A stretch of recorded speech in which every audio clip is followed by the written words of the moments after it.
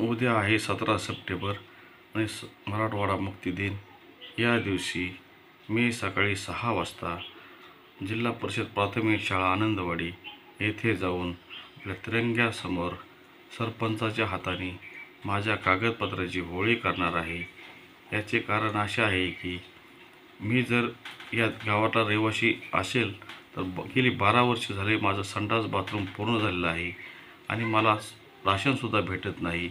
या 6 वर्षे जर आपण घरात बसलेल्या माणसाला जर तुमचं राशन आणि संडासचे पैसे जर भेटत नसतील तर आमच्यासारख्याने उदरनिर्वाह कसा करायचा हे येथील सरपंचांनी सांगावे व आपल्या लाडके नरेंद्र मोदी साहेबांनी सांगावे।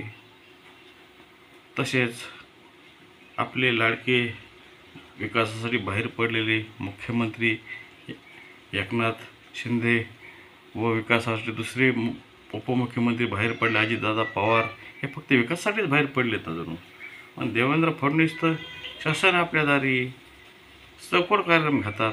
मग फडणवीस मला तुम्ही एक सांगा, जर तुम्ही मोदींनी आणि तुमच्या सरकारने जर आमच्यावर जर विषप्राशन करून घेण्याची पाळी जर आणली आहे तर आम्ही मग दुसरं काय करावे। जर आमच्याकडे आजची 4था व्हिडिओ बनला 7 तारीखला 10 तारखेला आणि आज 16 तारखेला 4था व्हिडिओ मी बनवून पाठवला आहे, परंतु आत्तापर्यंत तुमचा एकही अधिकारी माझ्या पोस्टवर आलेला नाही आणि मला विचारलंसुद्धा नाही, कोणी फोनसुद्धा केलेला नाही साहेब। त्यामुळे आता उद्या जर तुम्हाला आमची गरज नसली, कारण आम्ही तुम्हाला प्रत्येक टायमाला मतदान केलं आहे, सगळे केले साहेब, विचार तुम्ही गावामध्ये मतदान केलं आहे का नाही केलं ती, परंतु आमच्या मतदानाची जर तुम्हाला व्हॅल्यू नसेल, किंमत नसेल तर मग शेवटी आता आमच्याकडं दुसरं साधन काही नाही जगण्याचं आणि सरकार तर परत आमच्या डोक्याच्या वरून चालले। त्यामुळं आता बास मोदी सरकार, देवेंद्र बास आता बास उद्याच्याला माझा जीवनाचा शेवट मी करत आहे।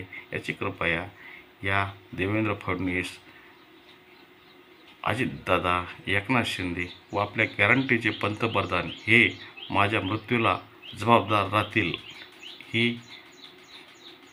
धन्यवाद।